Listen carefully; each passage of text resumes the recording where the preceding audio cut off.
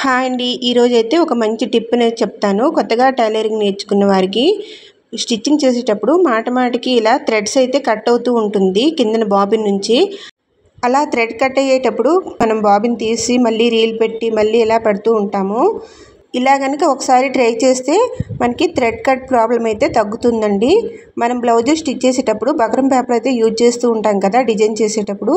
Bobbin reel పెట్టుకొని ఈ విధంగా అయితే డ్రా చేసుకోవాలి. బాబిన్ని కనుక పెట్టి ఇలా డ్రా చేయడం వల్ల అది బయటకు వచ్చేసి పెద్దగా అయిపోతుంది. అందుకనిసే రీల్ పెట్టి ఇలా డ్రా చేసుకొని కట్ చేసుకోవడం వల్ల ఇది కరెక్ట్గా లోపలికి అయితే వెళ్తుందండి. బాబిన్ రీల్కి సమంగా అయితే ఈ పేపర్ని కట్ చేసుకోవాలి. ఇక్కడ చూపిస్తున్న విధంగా ఇలా ఫోల్డింగ్ చేసుకుంటూ సెంటర్ నుంచి చిన్నగా కట్ పెట్టుకోవాలండి. కట్ పెట్టిన తర్వాత దీన్ని ఇలా బాబిన్లో గుచ్చుకుంటే కరెక్ట్గా లోపలికి అయితే వెళ్ళిపోతుంది. ఇలా కనుక బాబిన్లో రీల్ పెట్టుకొని స్టిచ్ చేయడం వల్ల చాలా వరకు థ్రెడ్ కట్ ప్రాబ్లం అయితే తగ్గుతుందండి. నేను చెప్పే ఈ టిప్ మీకు నచ్చింది అనుకుంటే లైక్ చేయండి, షేర్ చేయండి. కొత్తగా మన ఛానల్ చూస్తున్న వారు సబ్స్క్రైబ్ చేసుకోండి. Thank you for watching.